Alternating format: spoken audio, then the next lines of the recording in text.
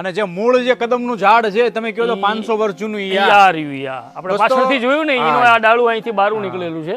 આ અતિ વિશાળ વૃક્ષ તમે થોડાક જુઓ. એને ઝૂમ કરીને દેખાડો પાનને. આ ભને આ બધું આ વૃક્ષ ઓહો આમ તમે જુઓ દોસ્તો આ બધા એના ફળ.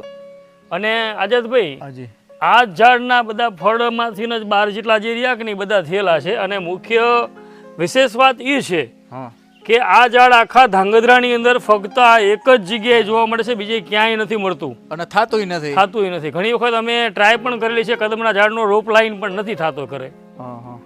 પછી આ દોસ્તો શું આ જમીનની સાથે એનો એક ધરોબાયેલો નાતો છે. અને દોસ્તો આ લીમડો પણ તમે જુઓ કેટલો વિશાળ એ છે. પણ બહુ જૂનો છે. તમે જો એનું આ બધું આખું ખોખું તમે જુઓ ફરતું, બહુ જૂનો છે એ પણ. અને આ એક અલગ જ પ્રકારની શાંતિ છે દોસ્તો. તમે જ્યારે કદમેશ્વર આવો મહાદેવના આપણે દર્શન કરાવીશું. હા આવો. અને એવું મસ્ત મજાનું ટાઢું બોળ પાણી. અને આઝાદભાઈ હાજી એક બીજી વિશેષ બાબત તમને જણાવું.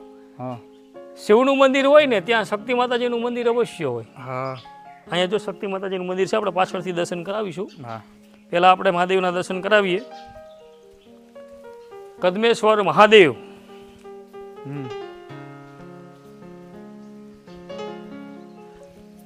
હે મહાદેવ, વાહ સર્વ ભક્તની મનોકામના પૂર્ણ કરજો.